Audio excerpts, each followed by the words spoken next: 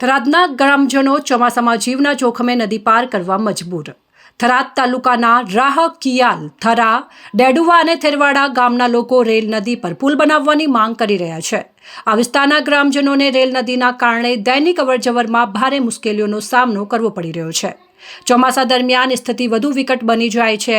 Rail નદીમાં પાણીનું સ્તર વધી જતા લોકોને જીવના જોખમે નદી પાર કરવી પડે છે અથવા તેમને લાંબો ફેરો કરીને વૈકલ્પિક રસ્તો લેવો પડે છે। આ સમસ્યાથી વિદ્યાર્થીઓ અને નોકરિયાત વર્ગને સૌથી વધુ હાલાકી ભોગવવી પડે છે। લાંબા રસ્તે જવાથી તેમના સમય અને શક્તિ બંનેનો વ્યય થાય છે। સ્થાનિક લોકોએ જણાવ્યું કે આજુબાજુના વિસ્તારોમાં દૂધ ભરાવવા જવા માટે પણ તેમને રેલ નદી પાર કરવી પડે છે, જે ખૂબ જ જોખમી છે।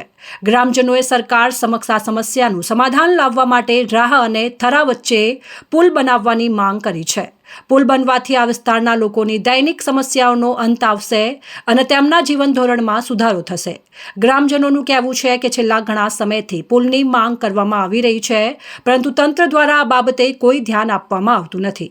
સ્થાનિક લોકો આશા રાખી રહ્યા છે કે સરકાર તેમની સમસ્યાને ગંભીરતાથી લેશે અને જલ્દી પુલનું નિર્માણ કરશે। મીડિયાના માધ્યમથી, સોશિયલ મીડિયાના માધ્યમથી એક સરકાર તરફની વિનંતી કરવાની આ રેલ નદી હેડે છે। રેલ નદીની અંદર થરા છે, કિયાલ છે, ડેડુઆ છે, થેરવાડા છે, છેલ્લે થેરવાડ થરાદ તાલુકાનું ગામડું છે અને પ્રાઇવેટ જોબ કરી રહ્યા છે। એમને છોકરાને આવવા જવાની ખૂબ મુસીબત પડે છે અને છોકરા શાળામાં ભણવા જતાની ખૂબ તકલીફો પડે। સરકાર તરફની વિનંતી કે બે હાથ જોડી વિનંતી કરે છે કે આ તમે આના રસ્તાનો તત્કાલીન નિકાલ લાવો એવી વિનંતી કરીએ છીએ અને સરકાર આ કોઈ ઓભળતી જ નથી। ભાજપની સરકાર ક્યારે પણ ઓભળતી નથી। વારંવાર રજૂઆત કરીએ છીએ અમે, છતાં પણ અમારું ઓભળતી નથી। અમારા તાલુકા પંચાયતના ડેલિગેટ હરિભાઈસિંહ, ધોનાભાઈસિંહ, જાનાભાઈસિંહ, ઘણા બધા લોકો છે, મોરતરના છે, થેરવાડાના પણ અમારી સાથે છે મિત્રો।